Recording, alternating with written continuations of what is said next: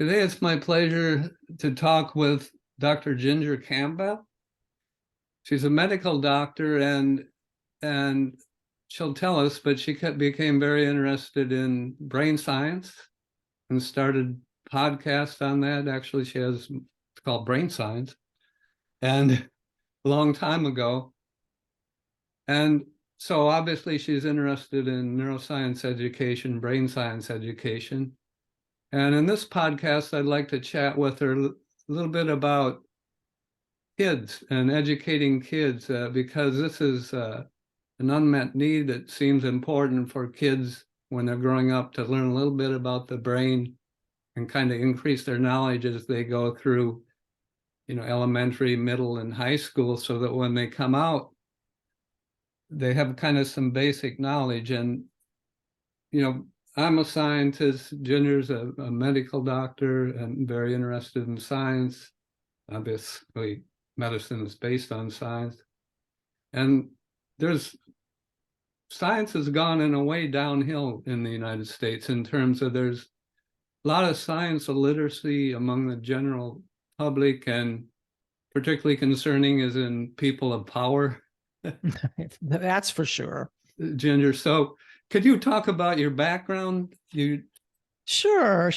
I grew up in Huntsville, even though I was born in Huntsville, Alabama. I was born in Seattle because my dad worked for Boeing, and we moved to Huntsville in 1964 at the beginning of the Apollo space program.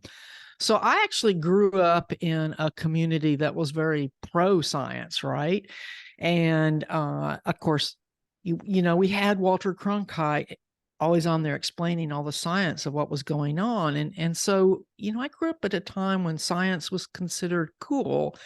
And so it's been really disturbing to watch this anti-science trend develop in our country, like you say, the literacy part, I think, comes not just from school, but the media is so illiterate that they pass it on to the people. Yeah. I mean, because they have this whole, balanced journalism thing where they present the bogus stuff as equal to the science, and the average person doesn't know any difference. And so they think that a lot of things are controversial that are scientifically established. The whole anti-vax movement is a great example where it's not as political as some other examples, because it comes from both the left and the right, the anti-vax stuff.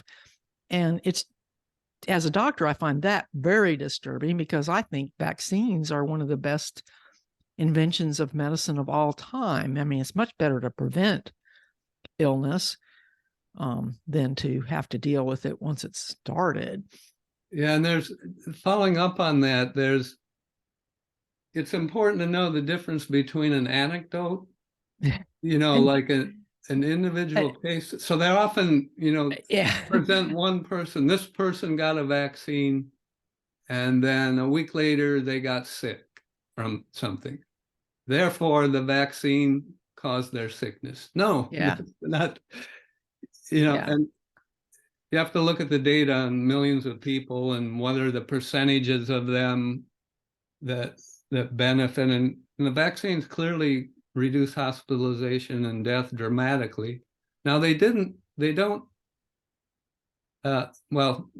clearly prevent transmission. But the thing about it is, let's take polio, because polio is an example of a vaccine that came out right before I was born. And I mean, everybody was vaccinated. There was no controversy over it. But actually, the polio vaccine doesn't keep people from being infected with polio. It just keeps them from getting the disease polio. Yeah. Okay. And the weird thing about the COVID vaccine is everybody's looking at it as, it's not working very good because people are still getting COVID.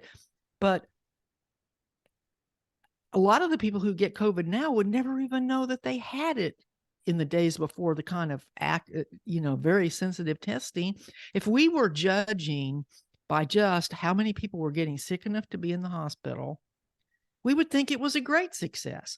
But because we have these really, really sensitive tests that tell us, hey, yeah, people are still getting infected with it. I mean, think about it. We didn't have COVID tests. Most of the people getting COVID now, they would just think they had a cold.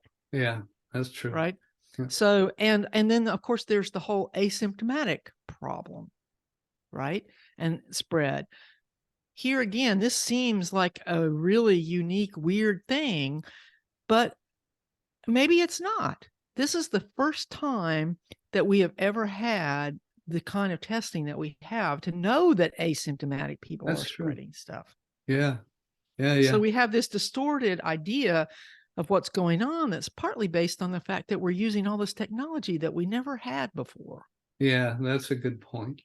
Now, when did you get, so you went to so I look back at your history. So you got a bachelor's degree in electrical engineering, is that right? Right. And then a master's degree in biomedical engineering. Yeah.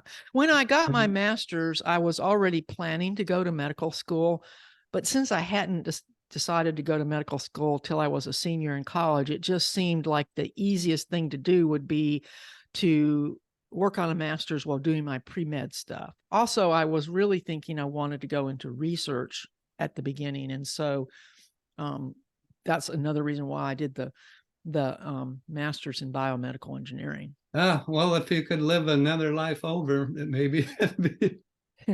Well, no, I discovered what happened was I went to medical school, I got my internship, I got my license, and then I went and taught biomedical engineering for several years.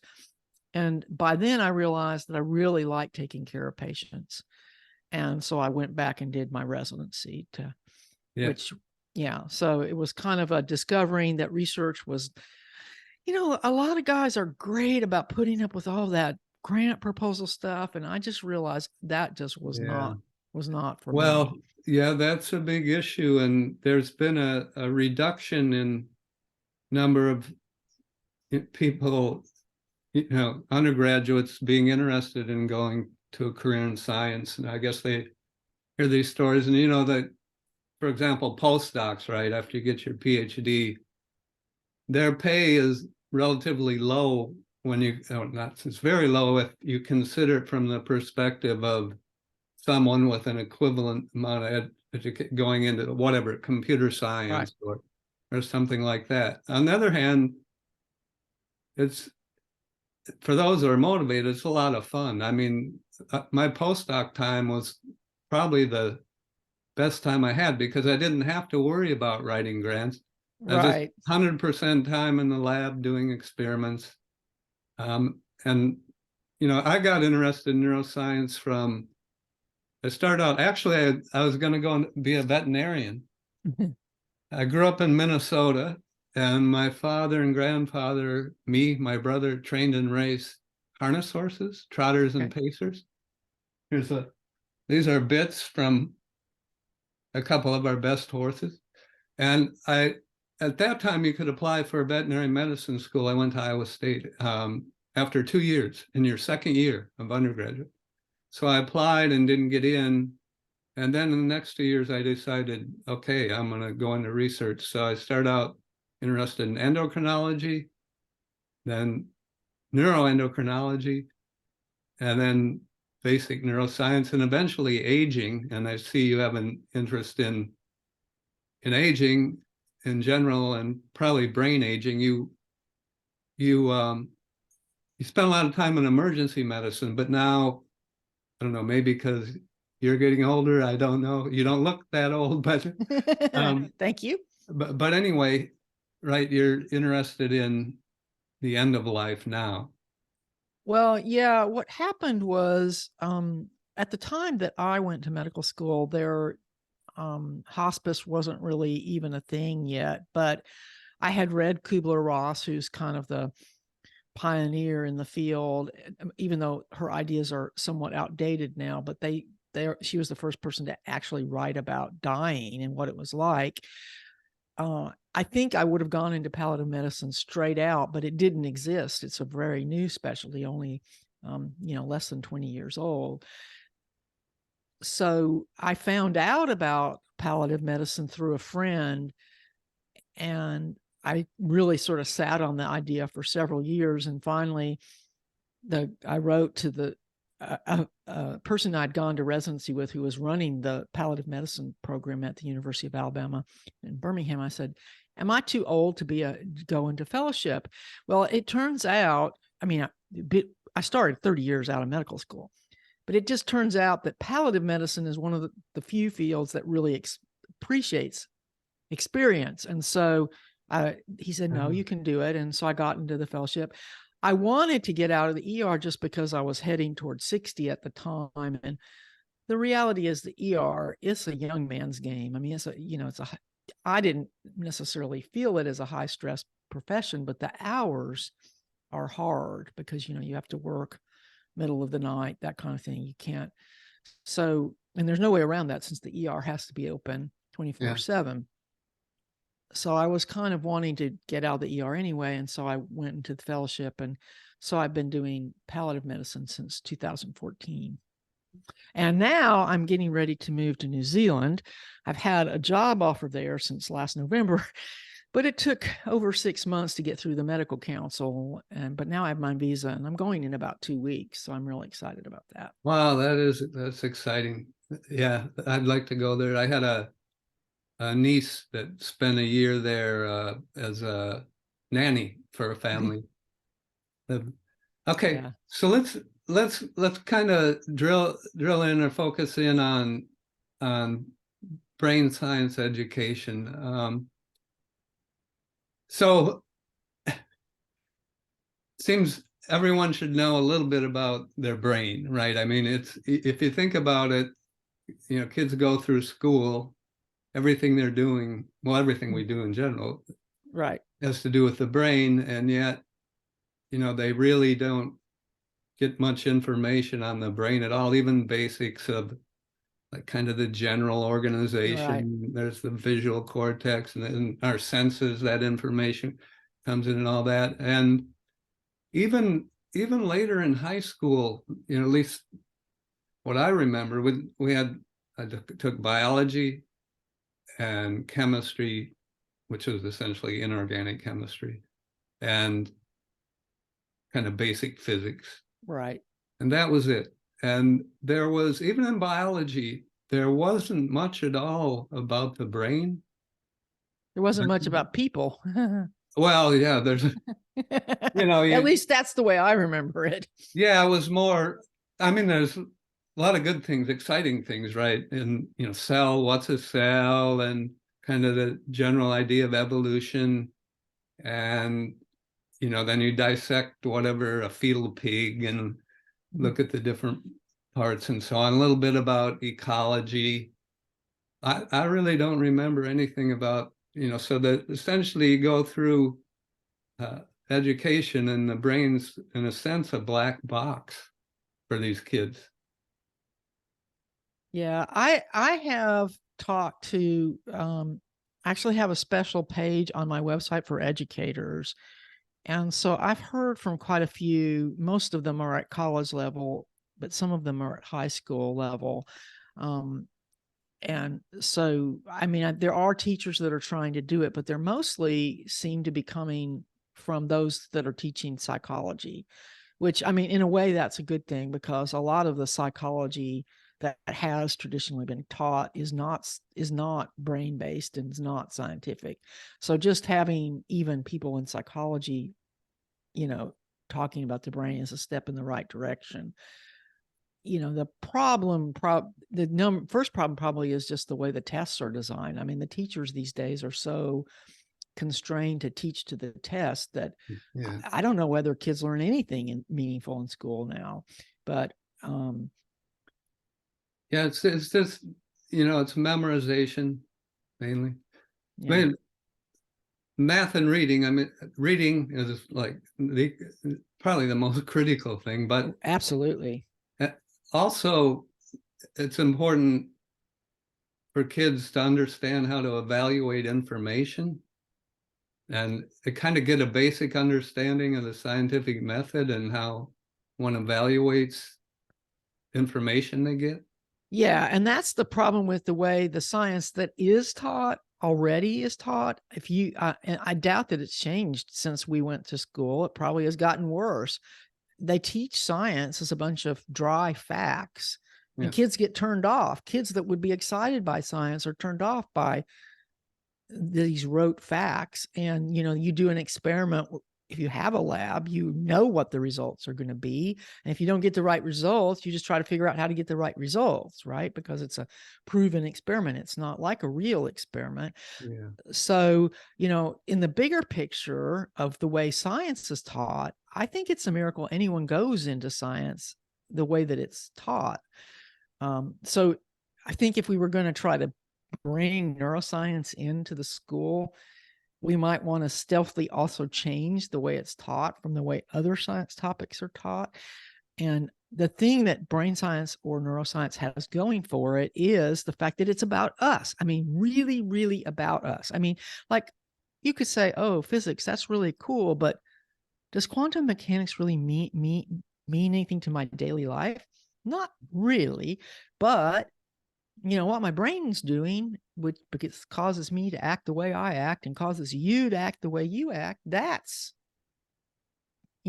gets down to, what it means to be a person. That's the advantage of trying to get people interested in neuroscience. I mean, a lot of the people that come to my show, their interest doesn't start out as an interest in neuroscience. It starts out as, well, I've been diagnosed with X, or my loved one is diagnosed with a thing, and they're just looking for information. And they come upon the show, and what they discover is that understanding the overall, how the brain works, empowers them. It surprises me how many emails I get from people with mental health challenges who tell me that the show really helps them a lot. I just think it takes away that black box thing you were talking about before. So if we're going to teach neuroscience or brain science to kids, I think if we could start from a different place.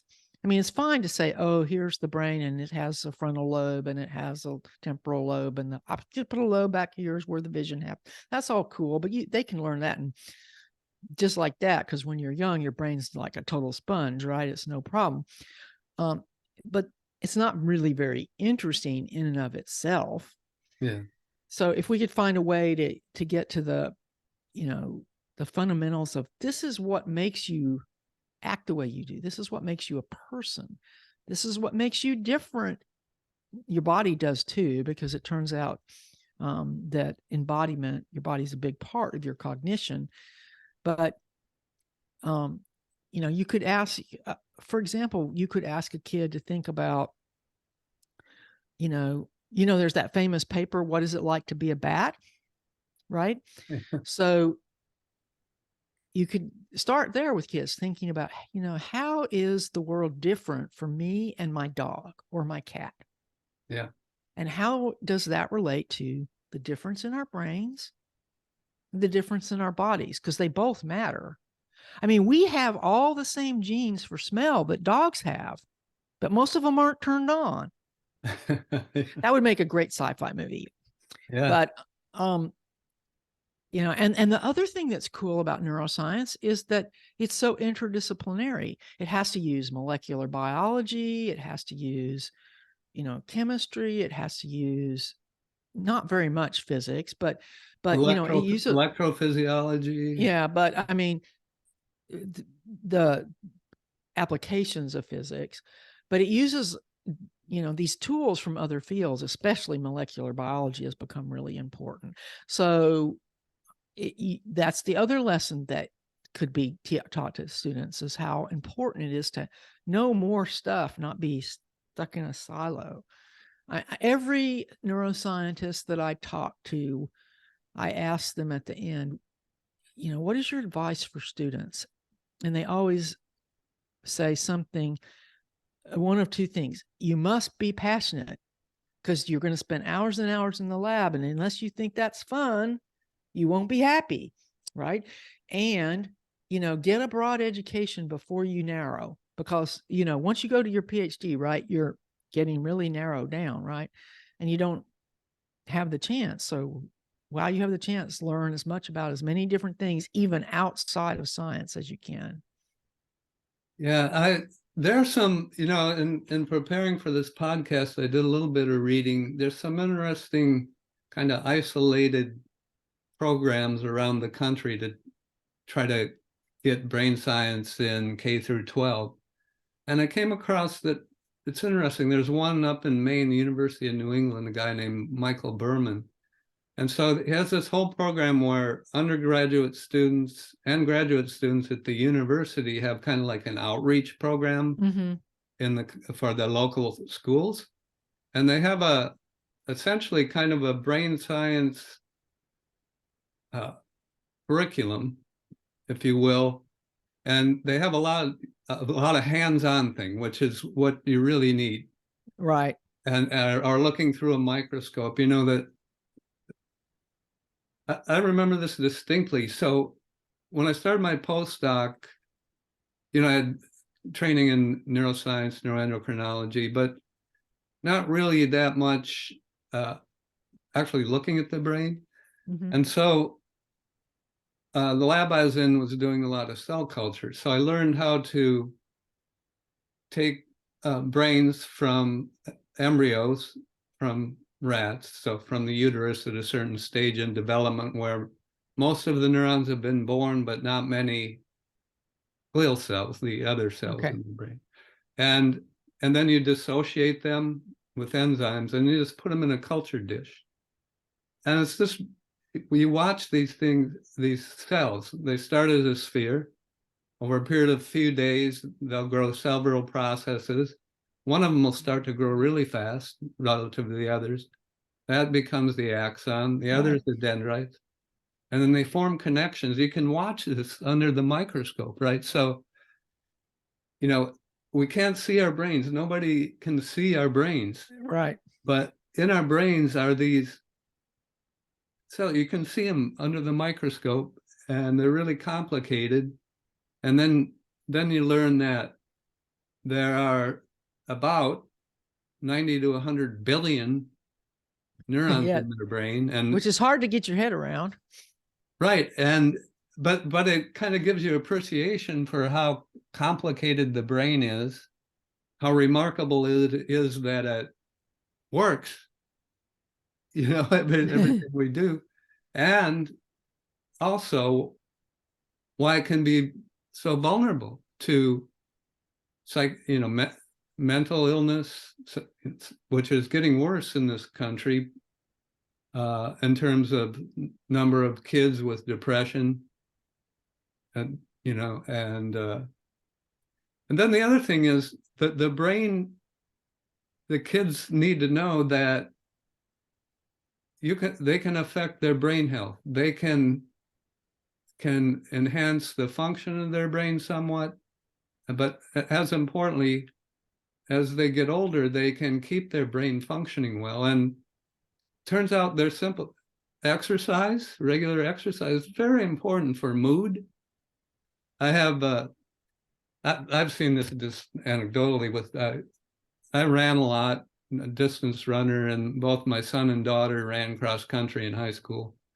And during the season, when they're running every day, they're very mellow. Their mood is like really good. They're able to focus on their work. And then they didn't run over the winter. So it was like, you could just see it in them. And, and then, but the other thing is, a lot of my work had to do with brain aging and neurodegenerative disorders, Alzheimer's, Parkinson's.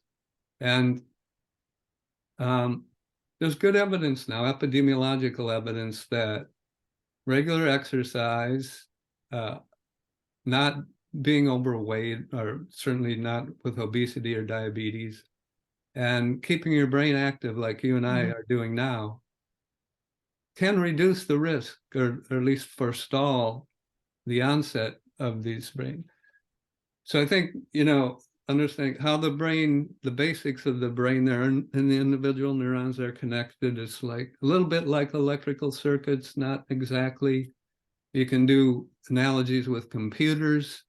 There's kind of both digital and analog Yeah, components to the brain. So, absolutely. Especially at the level of the neuron. yeah. And another thing is drugs. I mean, there's so many things that these kids can, it's amazing. To me, it's still very exciting, and I think it could be to them. Drugs, right? Mm-hmm. There's addiction, but also the drugs we get as medicines, caffeine, which is, there's this whole interesting story with caffeine. Where does caffeine come from? It's produced in certain plants, coffee, tea, it's relatively high concentration. Why is it there? It's a natural pesticide. It's in the if you put tea leaves or coffee beans on your kitchen counter, do you ever see ants going to it? No, they avoid it. So there's all these things, so that's an evolutionary thing, but we co-evolved with these plants. It was good for us. There's other nutritional components. So even though they have a bitter taste, the caffeine has a very bitter taste. It's anyway, I'm getting Yeah. on tangent, but the point is there are ways to make and we haven't talked about teachers now, but so this would involve educating teachers on neuroscience, right? And so I think these initial programs like this one I mentioned up in Maine are a good way to go to do kind of a beta test of these, and then kind of follow up these kids and see, their initial data coming back is the kids maintain over a number of years their interest and enthusiasm about neuroscience. Yeah, that's not surprising because if you talk to most people who go into science, they usually give you something that happened, a thing that happened that sparked their interest, that then made them that overcame, how bad school is. I mean, really, I mean, it might be a teacher who does a good job, but it's sometimes not the teacher, but oftentimes it is the teacher.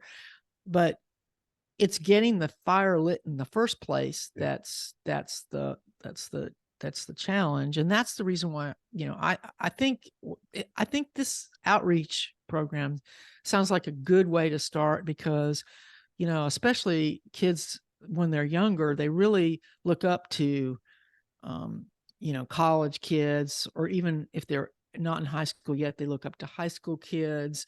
They're very influenced by other young people more than adults. And so, I mean, they are influenced by adults, but young people just a little bit ahead of them can have so much influence. I think that sounds like a really excellent plan. And it also sort of overcomes the current situation where if it's an outreach and it's just something they're doing and it's not like a teaching to the test kind of thing, you kind of get around that. Of course, it will have the limitation that probably only a small percentage of the kids would be involved, but still, it's a great start. And I think until more adults think that neuroscience is important, it won't happen that they want it to be taught to their kids. Yeah. And it's not going to happen until parents demand it. Yeah. Because, I mean, one reason why, where I live, I don't think they even teach evolution anymore, and which really handicaps kids going into science. And that's a negative parent driver. So yeah, that's the home environments. We did a lot of work on, so I mentioned exercise, diet. We did a lot of work on intermittent fasting. In fact, it was my lab that kind of, with our animal studies in the 90s and then following up. And then I was involved in the first clinical trials of intermittent fasting. That kind of led to this. It's a thing now. Yeah. Right. But so, you're down in Alabama and there's if you look at a map, you can go on CDC and you look at maps of prevalence of obesity, type 2 diabetes, Hypertension. stroke, heart disease. And it's the Bible Belt. But anyway, these southern states, right? And a lot of these bad habits, health habits, are passed down from generation to generation. If a kid grows up in a family where neither of the parents exercises regularly, they eat junk food or high calorie food, they're overweight, and they aren't so engaged outside of their work in intellectual activities, the kid's more likely to develop that, and then so you get this transgenerational.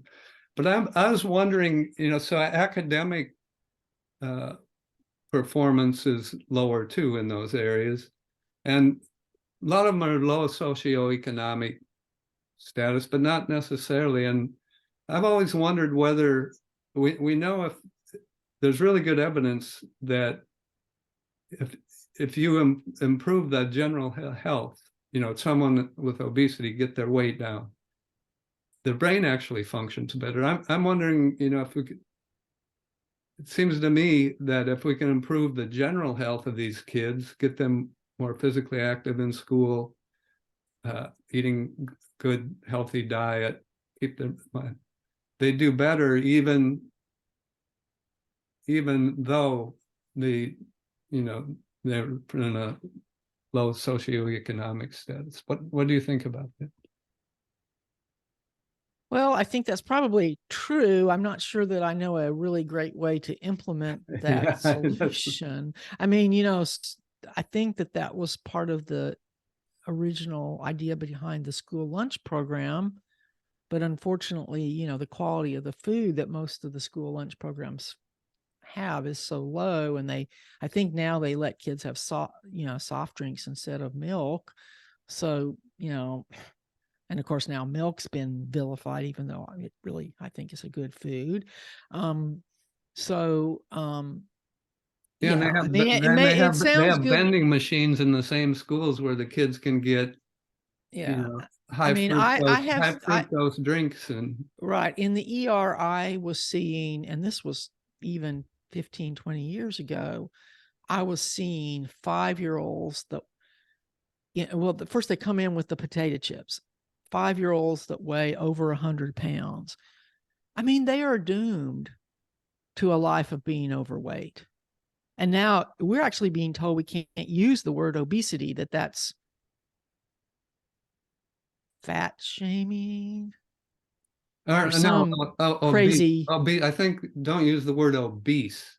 Don't say someone was obese. Say they even if they're obese, and that's just they have obesity. But no, I don't even think we're supposed to say they have obesity, and it's like crazy. I mean, when I was growing up, I remember there was one kid in 5th grade who was fat, and then in 6th grade he got his growth spurt and he wasn't fat anymore, and there was no fat kids. That was the same with me. And also, I don't remember hearing the word autism at all.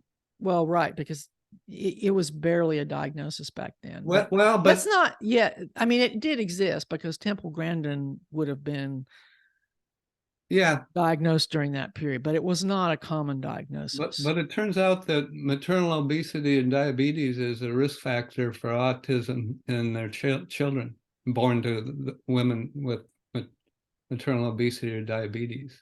Yeah, but I don't think that I think autism is a very complex subject that we should probably stay away from. I had a podcast on autism with Matt State, who's like a leading expert. But anyway. I mean, that's fine, but I just think there's so many controversies around autism. I would rather not get into autism. Okay, and all right, so let's talk a little bit about resources for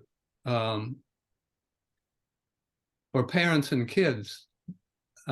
First thing is to let them know there's a lot of resources to learn in fun ways about neuroscience. There's turns out many websites, Brainy Kids, Gene to Cognition, Test My Brain. That's a Society for Neuroscience has that. Actually, Society for Neuroscience has quite a few resources. It's a huge society. I used to Yeah. go to the annual meetings, and it's over 30,000. Yeah, I've been to it a couple of times. Yeah. Also, there's a lot of young people involved in neuroscience who are using YouTube as a tool. And so there's a lot of great stuff there. I think podcasting is good for a certain age group. I mean, I actually have a listener who's probably, he may have be just finishing his psychiatry residency, but he sent me an email when he was first starting his residency, and he had started listening to the show when he was in high school. And at that point, he'd been listening about 8 years.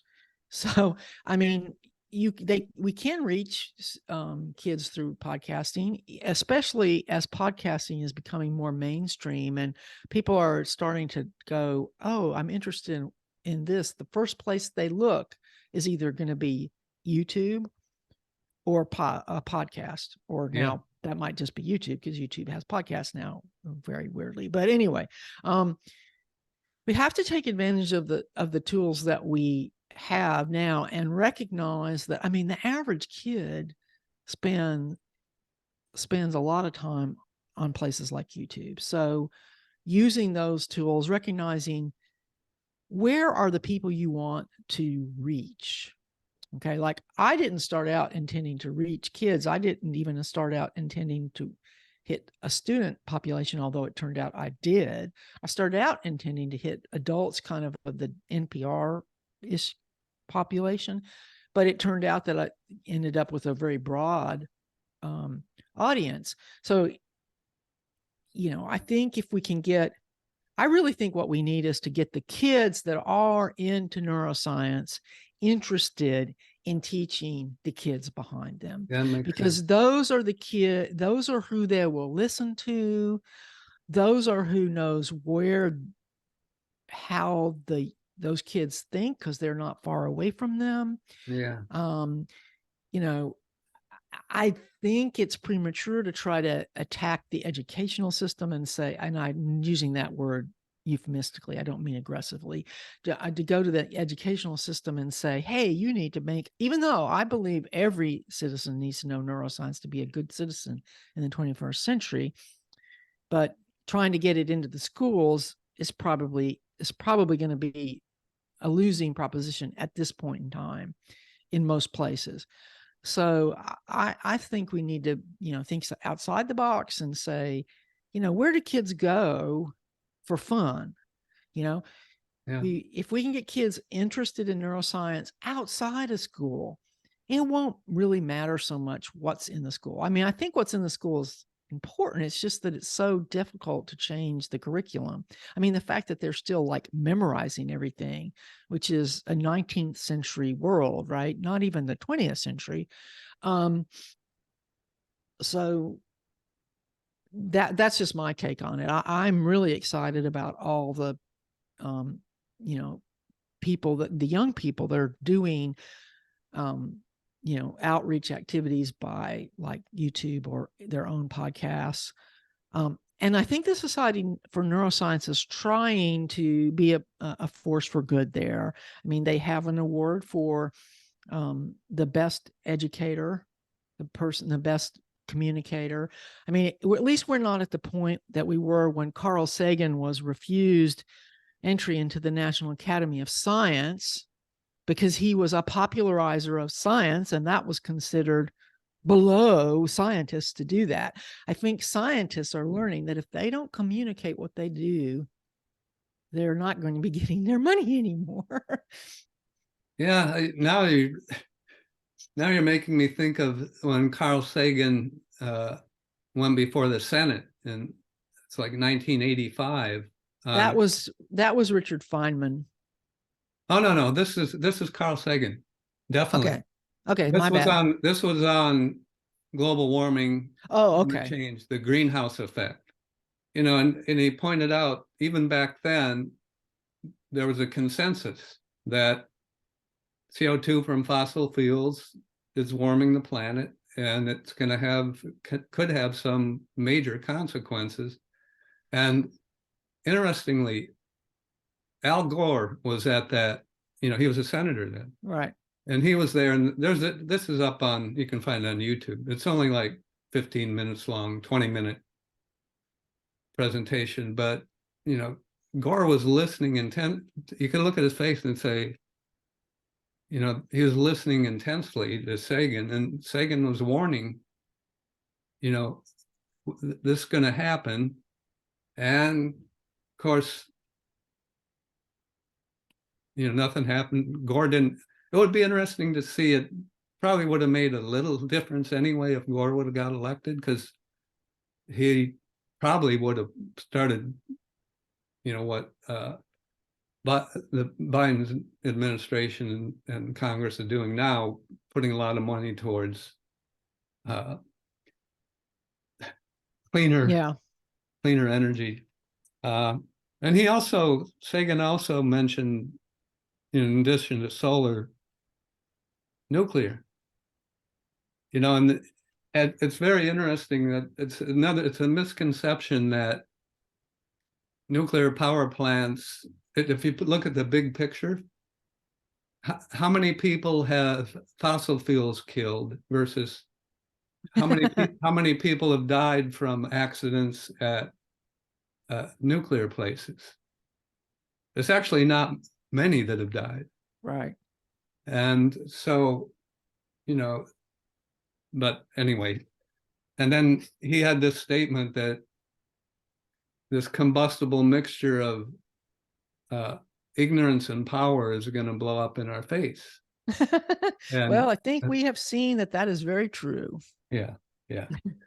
But getting back to the kids now, so I agree with you that it's pretty much how you're going to make actually a major change to the curricula throughout the country, and with a focus on brain science. It seems there could be some, when kids apply to colleges, they look at people, admissions office look at their grades. That usually have to write some essay or something, and then maybe outside activities, but there could be programs, outside of the normal school times, maybe even on a weekend or evening once a month or something, like a brain science thing that they could somehow get credit for, beyond just their grade point average. That might be a good way to go. Yeah, I think though it would be really good if the problem is most of these ideas are going to only hit a small percentage of kids. Yeah. And from a science literacy point of view, that's a drop in the bucket. I don't know. I mean, like, the whole motivation of my show really is, to be honest, mostly started out as a counteract to bad neuroscience coverage in the mainstream media, which hasn't changed. It's, please quit talking about the limbic system and the reptile brain. But,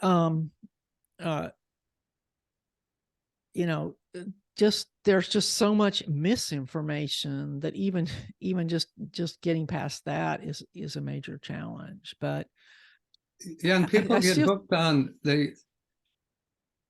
if you have somebody like it's a charismatic person, and they seem to be, I stress seem to be, talking from position of knowledge about the subject. That's one of the biggest problems. Right. Disinformation and misinformation is. And that's a relatively new problem, because that wasn't a problem when we were coming up, because those people didn't get camera time. No.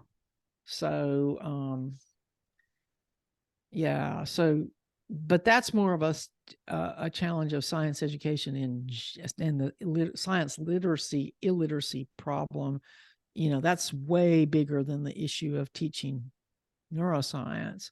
I just think that neuroscience can be a good window into science. I mean, one of the things I do on my show is I try to demonstrate, first of all, by interviewing real scientists about how they do their work, to teach people how science is really done, since, like I said, even in school, it's not taught in a way that it at all resembles how it's really done. Getting people to just understand that science is a method and a process, not a set of facts. Yeah, that's right. And it's it's very, that's the excitement about it, right? And Right, it's the exactly. I mean, process. it's And that there's always more to learn. And the more we learn, in theory, the more we're informed, the better decisions that can be made about various things. right. And the examples you gave about the importance of exercise and good nutrition and mental activities to our brain health are very good examples of the practicalness of understanding how our brain works. Yeah. I mean, the exercise one is so big. And like, I have a niece who has a severe anxiety problem, and I asked her, well, do you ever exercise? Well, I hate exercise.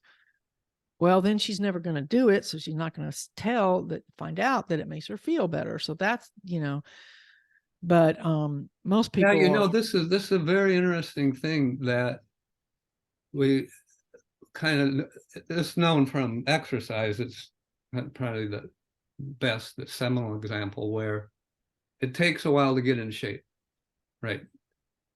Say a month, right? And you start out slow, right? Maybe just walk briskly, whatever, a couple miles or a mile or whatever, and then build up, maybe start run for a minute, walk for a minute, run for over the next week. And then by about a month, and then certainly by 2 months, you say your niece?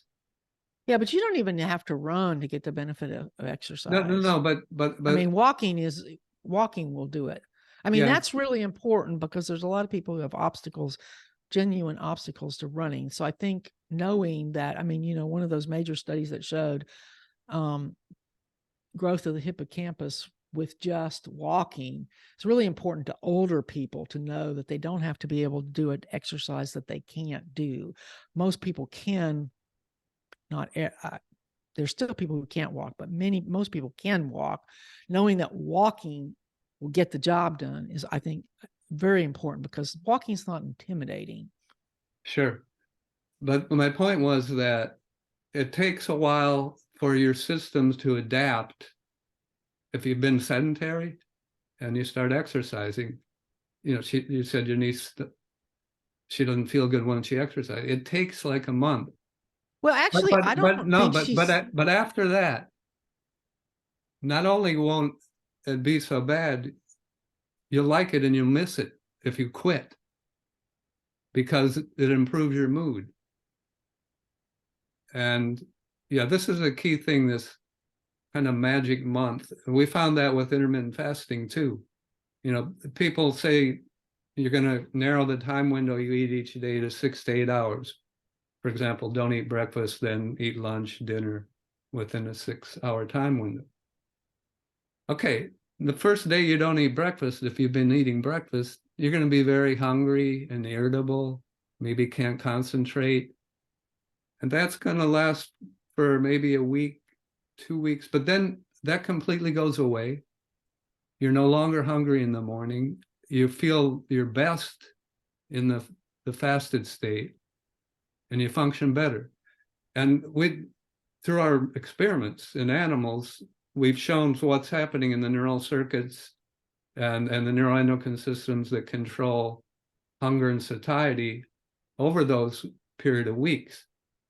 So just that knowledge alone is important, that, and that was kind of my point. on that. Right. Yeah. Right. Well, that's a good point. Yeah. Yeah, but in the case of my particular case of my niece, I don't think it's that. I have to ask her maybe, but I don't think it's because she thinks exercising makes her feel bad. I think it's Oh. because she doesn't. I mean, I can remember when she was a little kid, she was pretty much not very active. So, yeah, but Yeah. and that's a shame. I mean, the kids that start out as couch potatoes, they really have a hard time, because if you don't have any experience of it making you feel good, it's really hard to believe that it's going to make you feel good. Yeah, that's right. That was my point on this. The idea that you'd have to help these people through that. That's a really good point. Yeah. Through that 1 month with encouragement, coaching, or even if it's possible, doing it with them. Yeah. Yeah. I've had pediatricians contact me, with this childhood obesity situation. And with the intermittent fasting, what they've done, and there's nothing published on this yet. So this is just me conversing with some pediatricians up in New York. They found that if they can get the parents of the kid and the kid to change their eating pattern, that they're having some success in getting the kid's weight down. But you got to get the parents on board, right? Because you can educate the kid, but their home environment's so important. Yeah. Okay, so yeah, and then there are a lot of myths about the brain that are kind of have been promulgated over, Yep. historically, you only use 10% of your brain. No. And you see that No. stuff in mainstream places like, a magazine like National Geographic will do an edition on the brain, and that one will pop up just about every time. I've gotten to where I don't even buy those magazines because they just make me mad. Every time there's a magazine on the shelf, this is how your brain works. I'm like, oh no, another one full of misinformation, because usually about half of it's wrong. Yeah. Yeah. Okay. I don't know if I want to approach this. But yeah. So just basic things like, how we learn things, imagination, what's imagination, how we can generate, the brain can generate, recall things we've learned and then kind of put pieces together and generate new trains of thought. And yeah, and can also, how the brain can believe things that aren't true, Right. which is how can one learn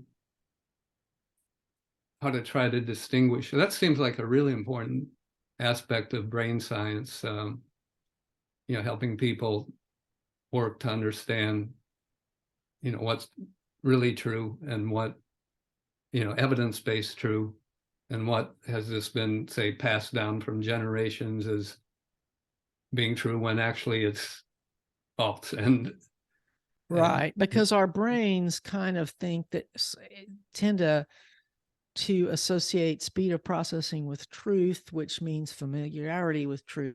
So that's the reason why, if a falsehood is repeated enough times, people start to think it's true. They don't even realize the process has happened, but it's because it feels true, because you hear it and you go, yeah, because that's what I've heard before. Yeah. And same what way are with the people that are around when they're growing up believe certain things that may right. not be true. And my parent or this, even we had in my son's high school, their high school had a really good course. It was actually an AP course, and it was on kind of philosophy and science. Okay, and they had to read parts of religious texts, and the origin of species, the descent of man, right? And then I can't remember some philosophers' things, and there wasn't the teacher didn't really have any input on it. It was just they read those things and then the kids discussed them among themselves, and yeah, it was very good. They all kind of, at least in his class, all of them settled on, leaning towards the science rather than the fiction. So, yeah. Okay. Well, it's almost an hour is up. I've enjoyed talking with you, Ginger. Me too. I'm not an expert on science education. I've thought about me either. And I've, since I retired from the NIH, and I've had time to do this podcast that I do, Brain Ponderings, and do write a couple books.